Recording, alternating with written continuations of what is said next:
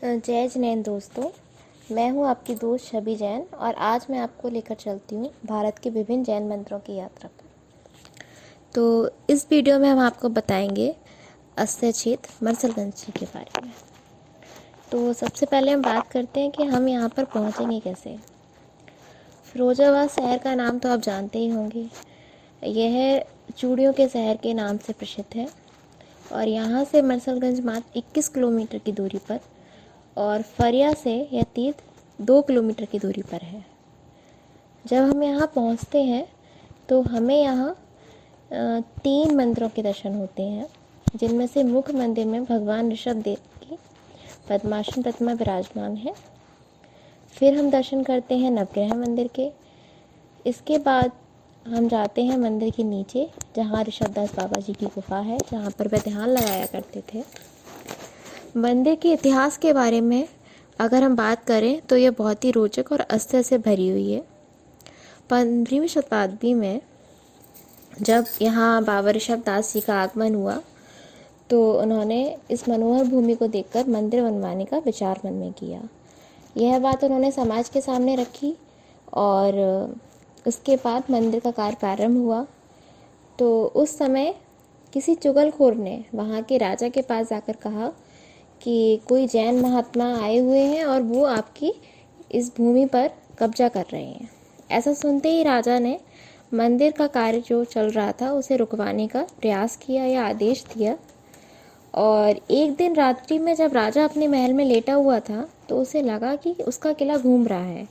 राजा को यह समझ आ गया कि उसके द्वारा आदेश देने के बाद ही ऐसा स्टार्ट हुआ है और वो बाबा ऋषभदास जी के पास गए और उनसे क्षमा याचना की। पुनः मंदिर का कार्य प्रारंभ हुआ। मंदिर के कार्य पूर्ण होने के पश्चात वहाँ की समाज को भोजन कराने का निर्णय लिया गया और इस दौरान बाबा जी ने किसी से भी चंदा नहीं लिया। बाबा जी अपने पास से ही रुपए दिया करते थे और ये मंदिर का निर्माण उससे हुआ।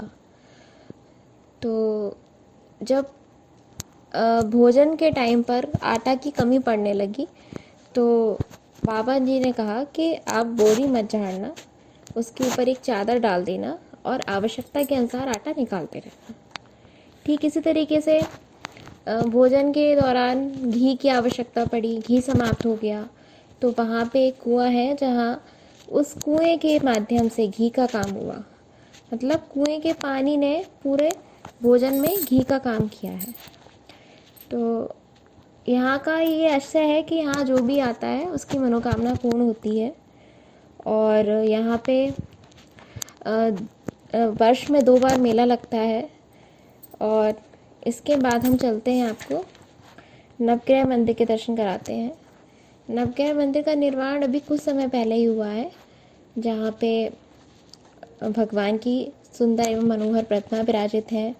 इसके बाद हम जाते हैं बाबा ऋषभदास जी की गुफा में, जो कि बहुत प्राचीन है। बाबा जी यहाँ पर बैठकर ध्यान लगाया करते थे।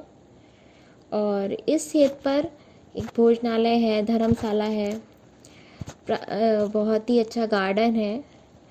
तो अगर आप उत्तर प्रदेश से बिलोंग करते हैं तो आपके लिए बहुत आसान है यहाँ आना। आप यहाँ बस द्वारा आ सकते हैं, अपने वाहन द्वारा आ सकते हैं। तो शीघ्र अतिशीघ्र इस तीर्थ क्षेत्र पर आइए और बाबा जी के दर्शन करिए। तब तक के लिए हम आपसे फिर मुलाकात होगी अगले वीडियो में। जय जिनेंद्र।